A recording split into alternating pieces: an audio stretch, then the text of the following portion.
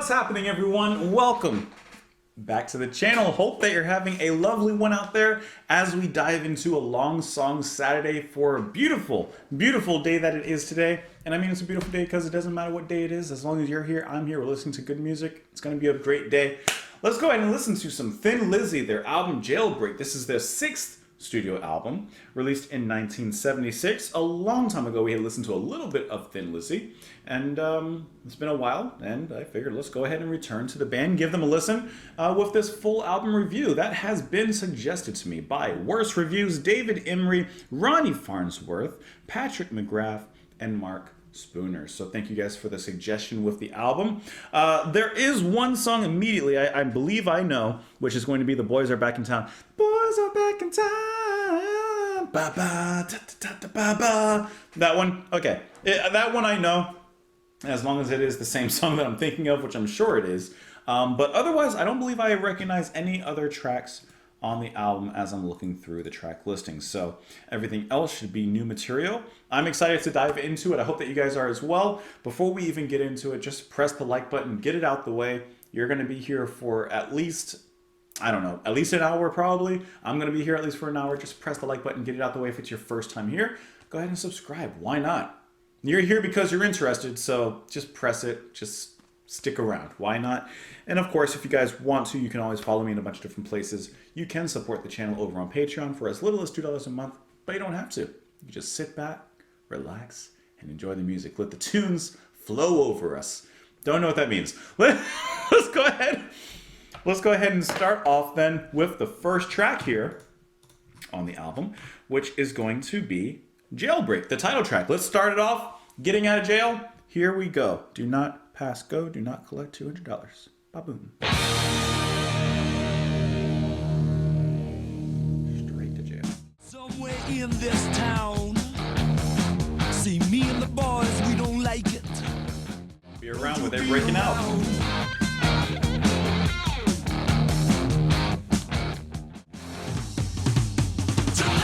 It's a nice drum fill to lead into the chorus too. Can't a little too loud.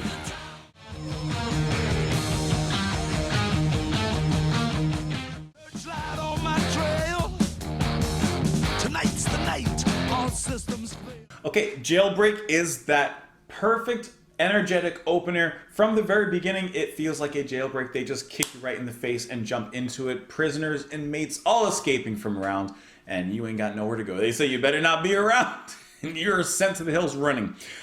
Really enjoy Phil's voice. The whole song has a pretty straightforward hard rock vibe with a little bit of bluesiness in there as well. Like I said, Lynotte's voice is really nice, but I really enjoyed the guitars. So you have two guitarists here, Scott Gorham and Brian Robertson. Both of them kind of, it seems, trading back and forth lead and rhythm guitars. So I can't tell you who's doing what in the track, but I can tell you that I really enjoyed the playing, especially the electric lead and the electric melody underneath the main riff, which is a pretty straightforward bum, bum, bum, bum. It's a bouncy, hard riff that gets you going.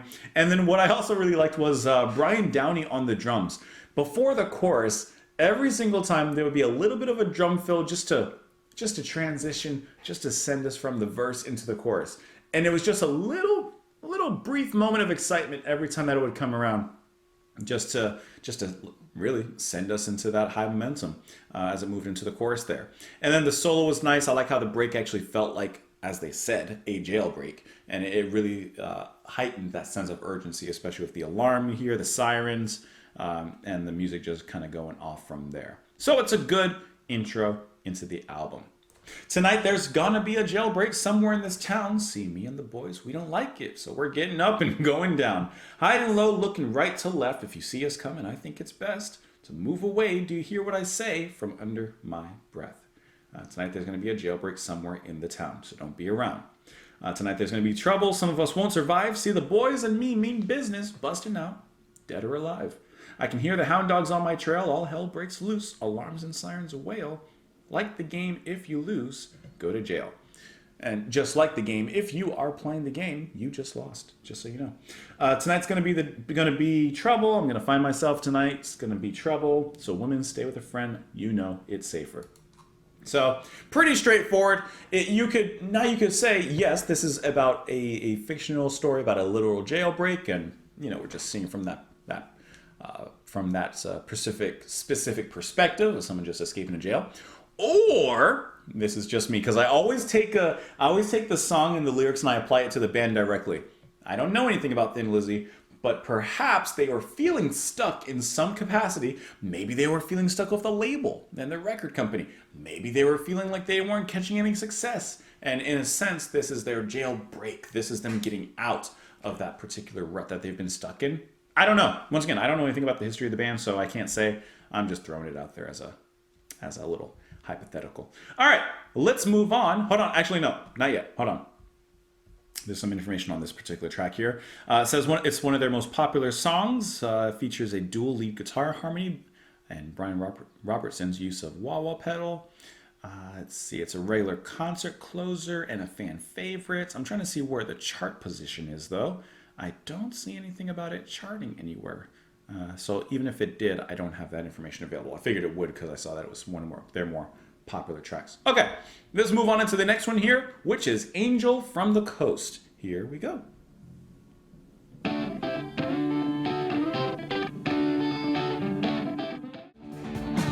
get the things he needs the most, Lady Luck has got me covered.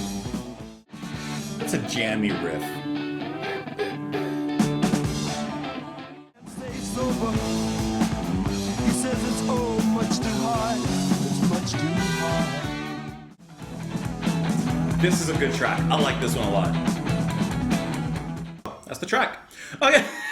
All right. So, okay, this is just my perception, okay? Right? Like, this is just obviously my reaction. So, like, the first track, like I said, it got you into gear. It's the title track, so I expect a lot out of it. But I'm finding Angel from the Coast, I prefer this. Let me just put it like that. I really like the diversity in the guitar and the drum playing. I really enjoy how, once again, I can't tell you which guitarist is doing what, but the riff is so fun. There's a lot of movement in it. And they had the moment where the second guitarist would come in, and I thought it was going to be more of a solo, but it wasn't. But plays that quick little lead, we'll say a mini solo, a so if you would, and just kind of plays on the other side of that guitar riff, and then they switch back and forth. I was actually hoping for more back and forth between them, but I think it was good for what it was and what we got there. And once again, Brian Downey on the drums. I think his drumming is really fun. The pace of the song is really catchy as well.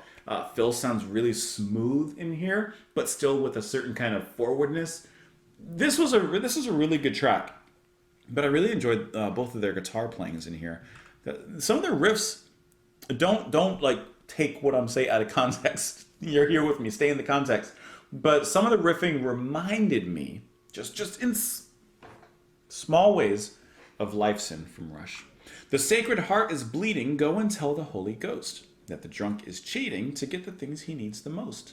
Lady Luck has got me covered, keeping her watchful eyes over me. The lovers are discovered, the charge is first degree.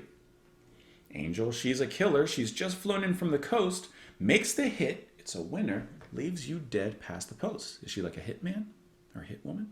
And Sally's took to playing poker, and the Joker is her favorite card. And the drunk, he can't stay sober, he says it's oh much too hard. Meantime, something seedy was happening across the hall. Someone seemed to be groaning, you could hear it through the wall. And the cops, they came like lightning, the bullets flew astray, and the noise, it was frightening, but the crook, he got away. You know, I feel like this track and the lyrics, I should know what it's talking about. I should understand it. But I'm not catching it. Is it about a hit woman who's coming to finish the job?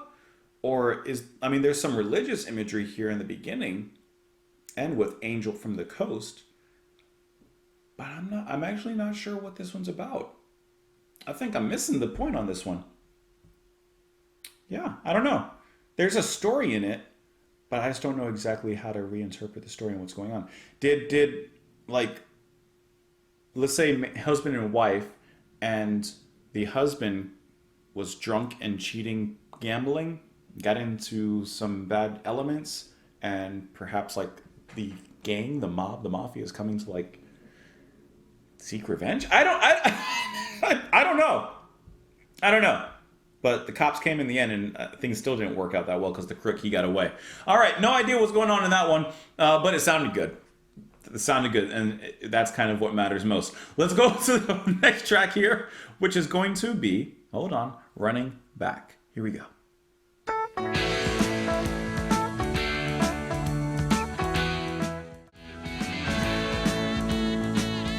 And some sax. I'm a fool now that it's over. And I'd come running back to you again.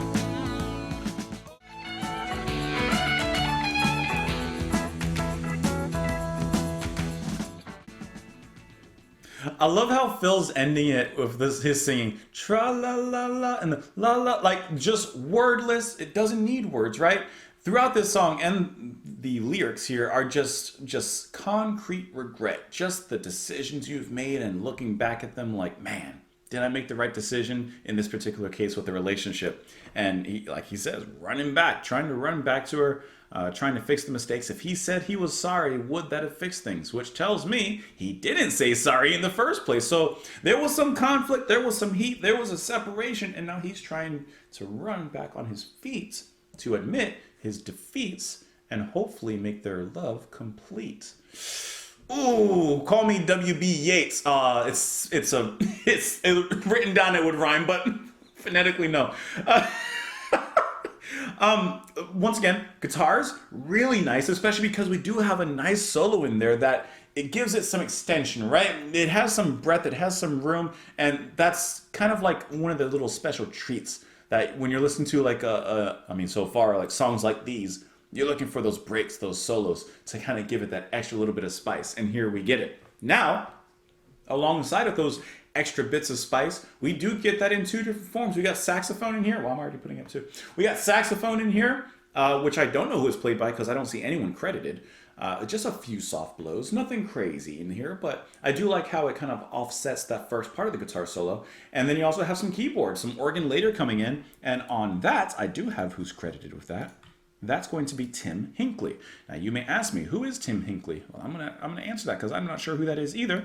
Let's see, he's recorded with many artists such as Johnny Holiday, Steve Marriott, I don't know any of these people, Al Stewart, okay, Humble Pie, Whitesnake, Thin Lizzy, and many, many others. Now I'm looking at Tim Hinckley's Wikipedia page, and I do see something interesting. I guess when he was playing with certain bands in the 60s, it says during this time, he turned down an offer to join the Conrads, which featured Davy Jones. Who's that? Who later changed his name to David Bowie. Now, can you, man, talk about looking back. I mean, obviously Tim has and had like a very, very sensational career with all these musicians that he's worked with, but I'm just saying, like, man, maybe he looks back and says, oh, I almost had a chance with David Bowie. Maybe I could have been playing along in his band. Anyways, could have been one of the Spiders from Mars. All right, lyrics, running back. I'm a fool now that it's over. Can you guess my name? I make my money singing songs about you. It's my claim to fame. When they say it's over, it's not all over. There's still the pain. So I like that. You know, there's the artist that makes a love song, makes the breakup song, whatever song it's about, and there's one person out of 8 billion or however many of us there are on the earth, there's one person out there that knows that song that this popular artist or band is singing, and it's about them. Or it could be several, I don't know. But that's what we're getting here, that kind of connection. As he says that this person and the relationship and the breakup is the inspiration for a lot of the music that's being written and sung about. And I'd come running back to you. If I said I was sorry, would you still leave me? I never thought you'd go till you did. Believe me, you called the bluff and did not work out. I missed that girl. The show is over and we must all go home. Just leave me by myself. I'll be all right here on my own. If it's all over, it's all over and I'm all alone. So he accepts his fate, but at the same time, if he can change it, he will change it. Let's go ahead and move on to the next song here, which is, I keep on scrolling up and down the wrong place. Romeo and the Lonely Girl. Is her name by chance Juliet?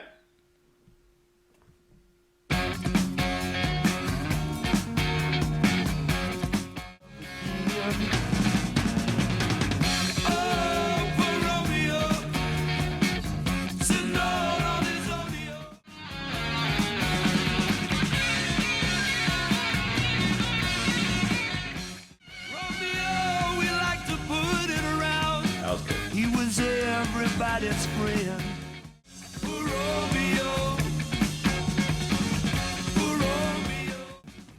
Romeo, along with Angel, could end up being some of my favorite tracks on the album. We'll see how the rest of it goes, but first of all, okay, so far the best line in here. Oh, poor Romeo, all on his ownio. I don't think that you can achieve any better writing anywhere. Look to the classic poets, look to the philosophers, look to the modern day composers.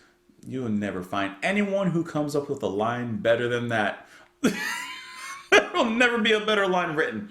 And it's they're like, yes, there's a little bit of like a cheesiness to a line like that, but it's played so straight, and like they're all smiling as they're writing this, you can imagine, right? Don't take it like overly serious. It's a fun lost love song, and I think it's incredibly catchy, especially with the funny rhyming in there.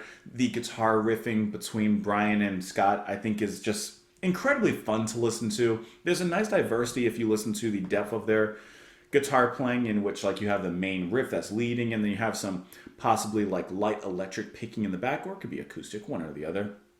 And they kind of trade off in a lot of ways. This song has a great solo as well, and I love how that solo goes even further as the chorus returns another time. Like it keeps on going into the chorus. So I like how the solo doesn't just play its thing, cut off, and go back into whatever the riff is for that particular moment. It does its thing, and it gives a little bit of a trail to continue on, and a little bit of a vein, if you will, to move on into the chorus there, which I think just connects things really nicely instead of just being a quick stopping point there. And Brian Downey on the drums, I think he's absolutely stellar in here. He's playing to the pocket, he's playing to the song, but he's putting a controlled flair in his fills and in the drive that he's playing with. I think this is a great track. Romeo and the lonely girl, they seem to hit it off, till Romeo, he told the lonely girl, I must take my leave, my love. It was these few words I overheard, thought I would move in, but before I could, the lonely girl had fallen in love again. I really like the perspective that this song is being sung from. So we're getting this story, Romeo, is with the girl, and Romeo says, all right, I gotta leave now, I'm sorry. And then there's a little bit of a change in perspective as we're put into first person, and he says, I thought I could sweep in there, right? Okay, Romeo's gone, I would love to sweep in with this Juliet. But apparently that is not how it worked. Oh, poor Romeo, sitting all on his ownio. Romeo, he had it rough, the guy you'd like to burn. But everything that Romeo had, you can bet it was well earned. For all his good looks, there were scars that he took, and a lesson to be learned. Never judge lovers by good-looking covers. The lover might be spurned. So from the perspective, the first person's perspective, watching this couple, watching Romeo and Juliet, and yeah, they may look great together. Things may seem on the up and up, but there are some scars. There are some missteps in the relationship. There are some things going askew. Romeo, he liked to put it around. He was everybody's friend. But in the end, even Romeo found on no one could he depend. For all his charms in someone else's arms, lonely girl safely lay. And train came in it, had to leave again, and Romeo pulled away. So that did not work out. Romeo and Juliet, Romeo, he's on his ownio. Let's go. I love that line. I love it. Let's go ahead and move into the next track here, which is Warriors, come out and play. I've never seen it, but even I know that scene. All right, here we go. You turn it up. The guitar is almost like revving up, like trying to get it in.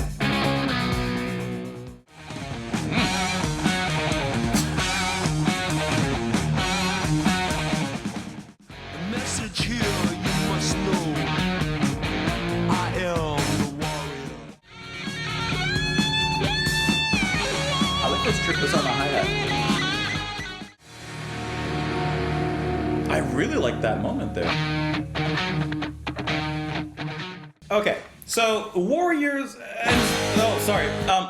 okay, so Warriors ends the first side of the album.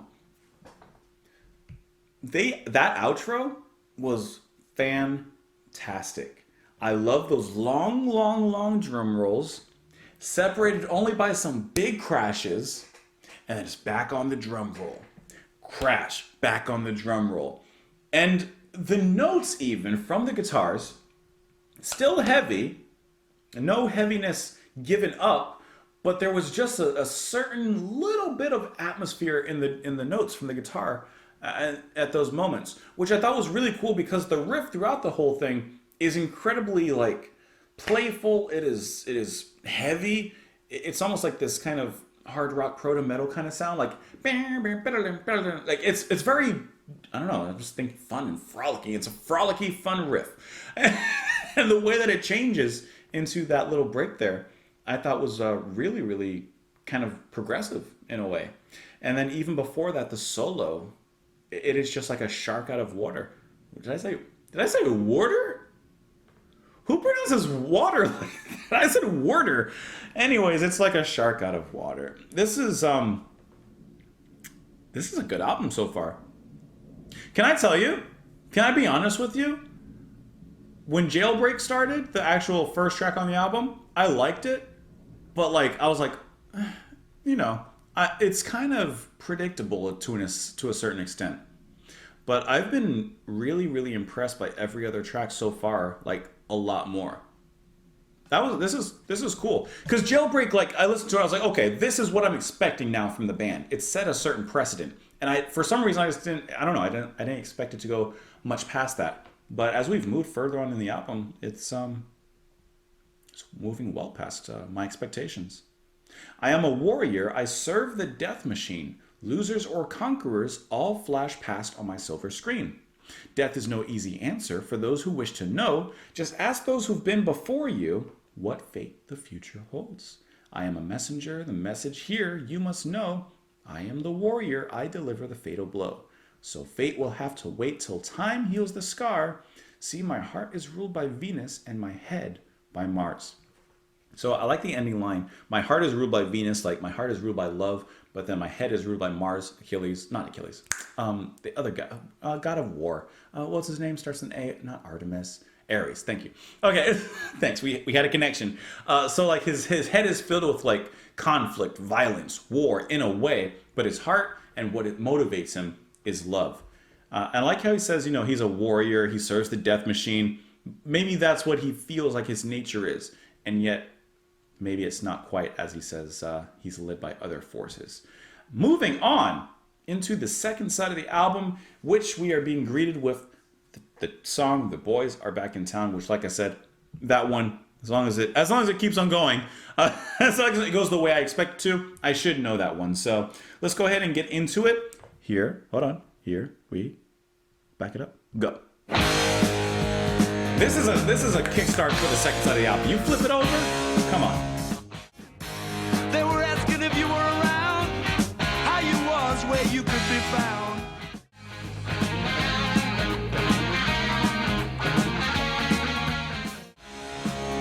The boys are back in town, the boys are back in town. Spread the word around. The boys are back in town. Okay, probably the band's most well-known song as far as I know, and it's well-known for very, very good reason. Not every well-known song or single from a band is like earned or deserved, right? This one, I feel like it kind of is. Even if you're coming into this album fresh, for the most part like I am, besides this song, it still sounds like the centerpiece of the album. It still sounds like one of the hallmarks. Now, you could definitely understand that perhaps at this point the song's been overplayed. Maybe you've heard it a million times, so it doesn't quite hit the same. But it still hits. And it hits great. You could take a rock and throw it at any point in this song, and you're going to get a smazzy riff. I don't know why that was the word that I thought of. You're going to get a great guitar riff going on.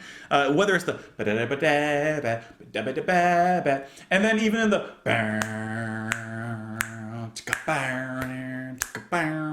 For some reason, the notes that are being played at that point, especially on the latter half of the riff, it's giving me like kind of jazz vibes a little bit in there. Not that it's playing jazz, but I feel like if you took the electric guitar and those distortion and the electric away, put it onto like, I don't know, whatever a jazz guitar would be, and had, Wes Montgomery play those chords, it would come out jazzy. Like, just something about it.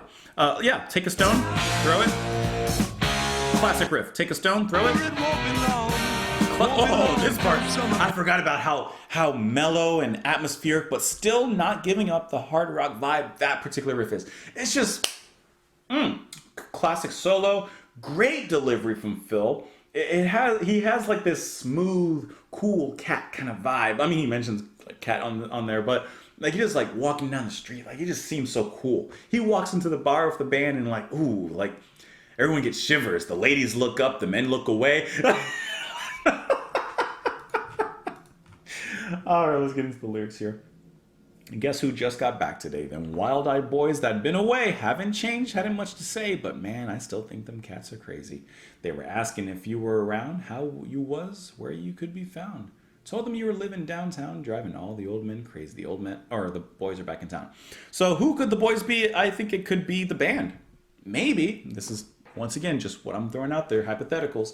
Maybe the band with their earlier albums had gone out, toured, and now they're back in their home country and like, the boys are back in town, right?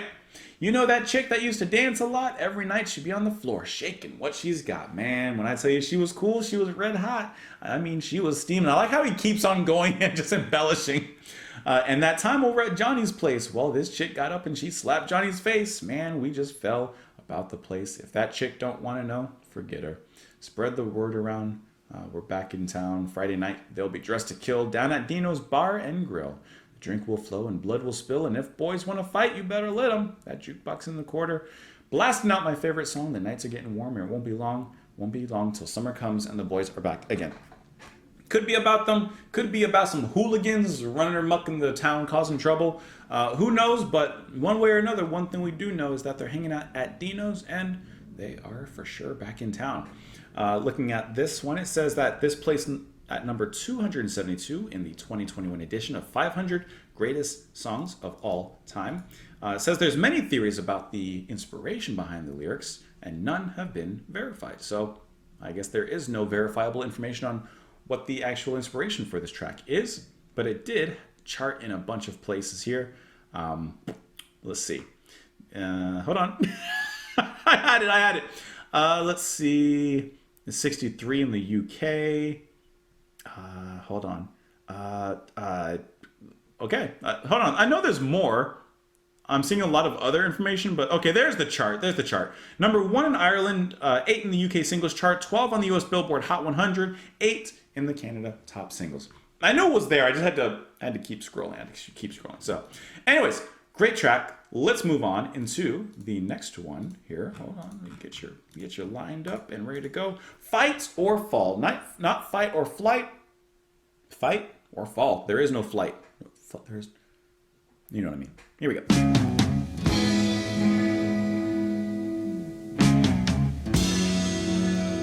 Are we going soul? Just a plan.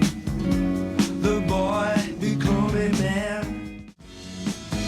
Love that. It sounds like it's going to go in a harder, heavier direction, but it lightens up beautifully.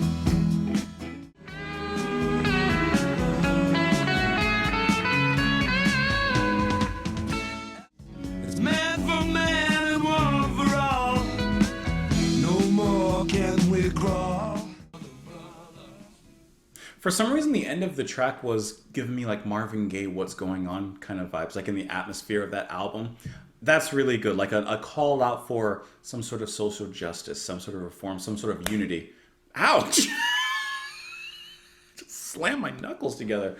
Okay, some sort of unity between people that may not be unified. I just thought that was really nice. Okay, this song is great. This song is awesome. One thing I haven't mentioned throughout the whole album, and I'm sure that there may be a thought or a comment acknowledging what I'm about to say, I haven't said a thing about Phil's bass playing throughout this whole album.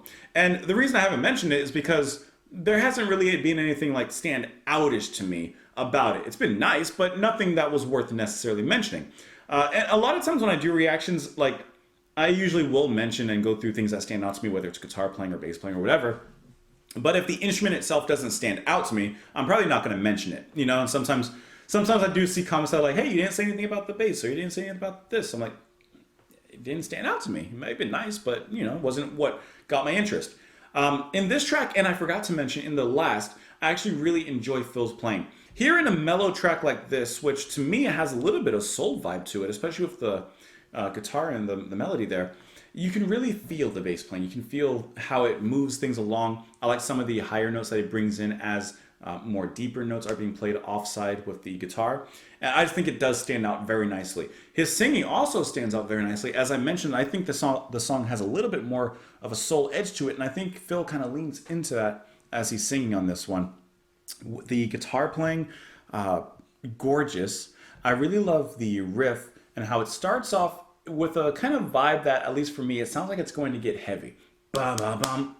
But then, after that, that's my version of strumming a guitar. And it's just those light melodic airy notes that kind of just float off into the ether. And it's unexpected. And yet, once again, music is made up of moments that we enjoy. And it's that moment that continually comes back to that I'm looking forward to, I'm salivating it. And the guitar later on, when it comes just a little bit more forward, just adds that much more atmosphere into the song, especially after a track like the previous one. Brothers, here I stand, spread my wings and take command. The sky he justly planned, the boy become a man. After all this time, I tell myself that I'm not just wasting time. Oh, you know I'm not that way inclined. Brothers, if you hear, raise your flags and make it clear there is more to fear if we wait another year. So whatever thing is looming in the distance, whatever problem it could be, injustice it could be, events, whatever, we can't wait. We can't just passively and idly sit by and twiddle our thumbs while it's happening. We need to take some sort of action. After all this time, I tell myself that I'm just passing through time. Brothers fight or fall, it's man for man and one for all. No more can we crawl, brothers, hear the call. So whatever he's talking about, whatever this song is written about, obviously it's a strong call to action to do something. Once again, I'm sure that it has an actual historical relevance or time and place relevance for when this album was released, but I could not tell you what exactly it was because, I guess I could see if I could find it here in the Wikipedia article. I'm not seeing anything right away, and if I'm not seeing it right away, I ain't digging. I don't see anything like standing out to me. I'm looking through for the track and see if there's any information, but I don't. There's nothing that I see mentioned here, so I have nothing to go on. Okay, let's move on to the next track here, which is Cowboy Song. Here we go. I am just a cowboy, lonesome on the trail. There's your gallop. How you gallop a horse. Roll me over and turn me around. Let me keep spinning till I hit the ground.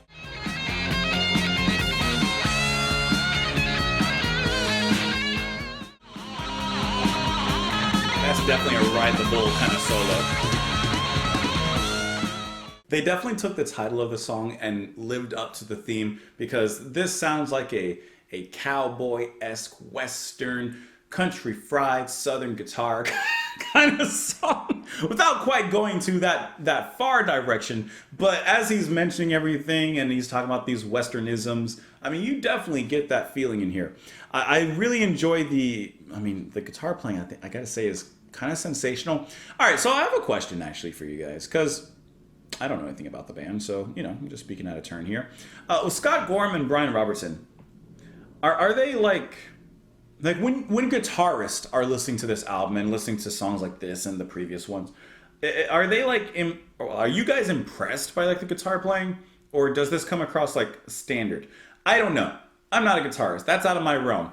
I just can say that it sounds really cool and to me technical what they're doing, but what do I know? What do I know? Regardless, I guess, of technical and on that kind of thing, it sounds really good. It definitely fits the music, sets the stage for what's to come later on. The riffing apart from the solos, I think, is fantastic. I'm just curious, are they well known in circles? Are they talked about? It's like with Fleetwood Mac. I didn't know that the guitarist there, whose name I'm conveniently forgetting right now, I didn't know that he was so well regarded because I've never heard anyone really talk about them. But I don't know. I'm just throwing it out there. I am just a cowboy lonesome on the trail, a starry night, a campfire light, the coyote call, the howling winds wail. So I ride out to the old sundown. I'm just a cowboy lonesome on the trail. Lord, I'm thinking about a certain female. The nights we spent together riding on the range. Looking back, it seems so strange. Roll me over, turn me around, let me keep spinning till I hit the ground. Roll me over, let me go riding in the rodeo.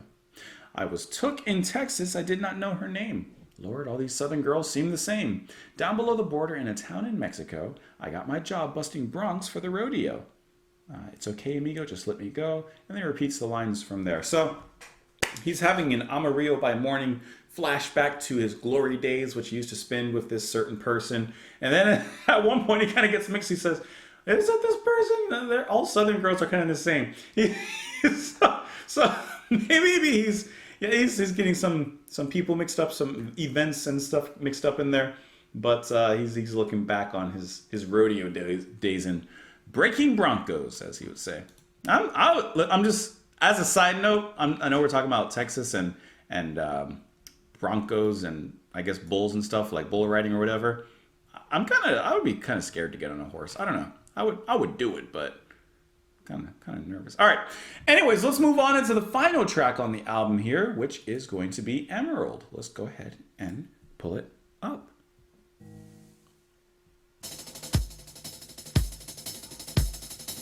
Down from to the towns where there was plenty. It's like Warriors again. They brought plunder, swords, and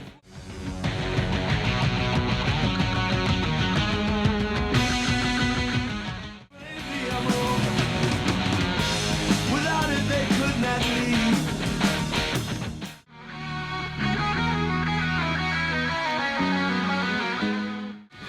They are going. The band could have ended in so many different ways this album. They could have taken the soft route, melancholic, reflective, subtle. They did not.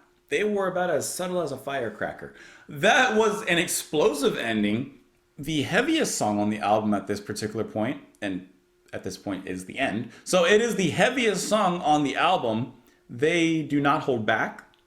They get into the ring, fists swinging, feet swinging, whatever else you got swinging, and then they come out unscarred. That was all right. So I don't know why. Maybe because it was the last track on the album, and it was named Emerald.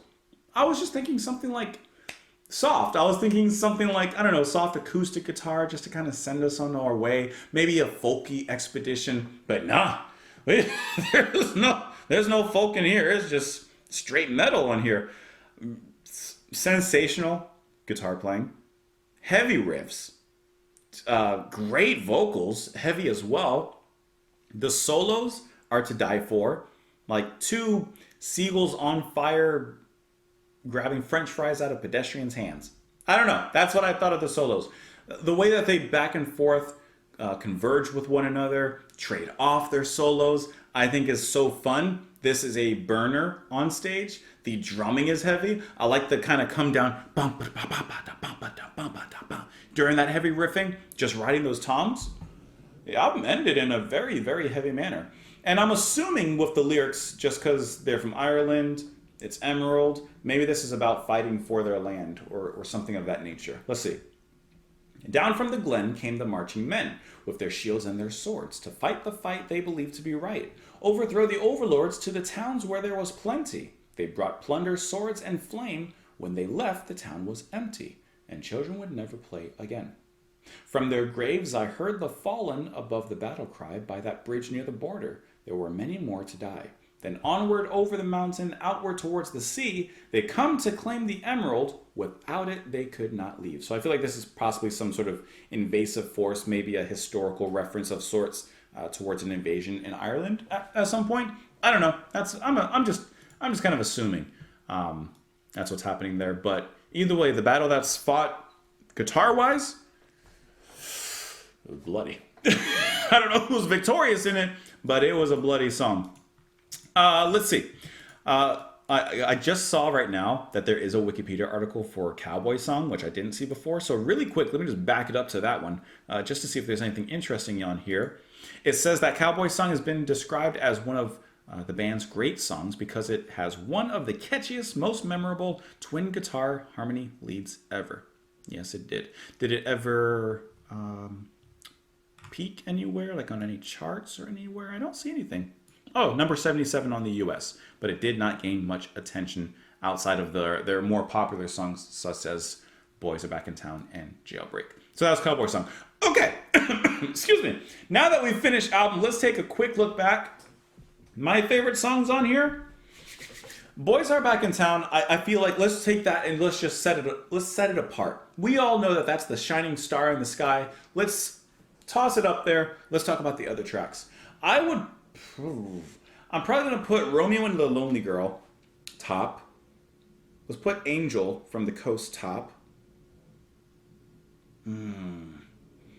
Emerald was good and heavy. Let's stick with Coast and Romeo. Let's stick with that for now. So because I don't want to add like every single song or anything like that. And every song did have something that I really enjoyed a lot. But let's take those three and let's just toss them up there into the sky, into the heavens, to be some celestial bodies to be respected and honored for times to come. Anyways, guys, thank you so much for being here. I appreciate you watching the video. I'm assuming if you're here and hearing this till the very end, or maybe you skipped around, I don't know. But regardless, thank you so much for spending some time with me. I really appreciate it. That's it. Press the like button. I didn't have a long speech to go into. Press the like button. Press the subscribe button. I don't know why I'm talking like this. Sign up on Patreon if you'd like for $2 a month and help me out. Otherwise, enjoy the rest of your day. I really don't know why I'm talking like this now. Okay, I'm just going to end it, guys. Bye.